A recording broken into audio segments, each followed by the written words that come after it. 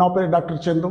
నేను government ayurvedic teaching hospital medical సూపరింటెండెంట్గా 2019లో రిటైర్డ్ అయినాను. నేను ఒకసారి మెట్లపై నుంచి కింద జారిపడడం వల్ల ఈ పెయిన్ ఒకటి స్టార్ట్ అయింది నాకు. కానీ నాకేంటంటే షోల్డర్ పాయింట్ పెయిన్, ఈ షోల్డర్, ఈ లెఫ్ట్ షోల్డర్, ఈ హిప్ జాయింట్ ఏదైతే మనకు షోల్డర్ జాయింట్ ఉందో ఇంతవరకు వచ్చేది నాకు. నేను doctor Fatima hospital doctor Sukesh Kumar గారికి రాకముందు ఉన్నటువంటి ప్రాబ్లం ఏంటంటే ఈ చెయ్యి ఇంతే వచ్చేది నాకు. రోబోటిక్ ట్రీట్మెంట్ అని చెప్పేసి సార్ చాలా పెద్ద ఎత్తున ప్రచారం చేశారు.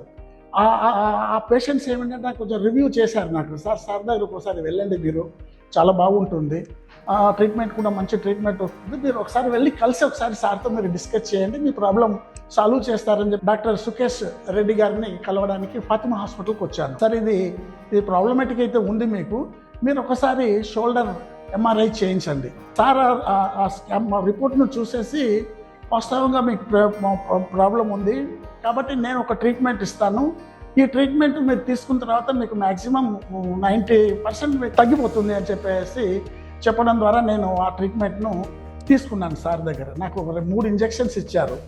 ఆ 3 ఇంజెక్షన్ ఇచ్చినటువంటి 10 మినిట్స్లోనే నాకు కొంత రిలీఫ్ అనేది కనిపించింది.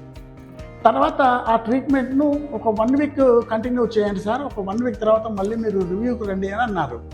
నేను 1 వీక్ తర్వాత మళ్ళీ ఈ రోజు నేను రివ్యూకి వచ్చినాను ఇక్కడికి. నా షోల్డర్ ఇంతవరకే వచ్చేది, కానీ ఏంటంటే ఈరోజు ఇంతవరకు అంటే ఈ చెయ్యికి ఎటువంటి డిఫరెంట్ లేకుండా ఇంత హ్యాపీగా ఇంత పైకి లేపగలుగుతున్నాను. కాకపోతే కొంచెం పెయిన్ ఉంది తప్ప ఎటువంటి ప్రాబ్లం లేదు. అంటే సార్ యొక్క ట్రీట్మెంట్ తీసుకోవడం ద్వారా నేను ఎంత హ్యాపీగా ఉన్నాను అనేది ఈ మూమెంట్ తోటి మీకు అర్థమవుతుంది.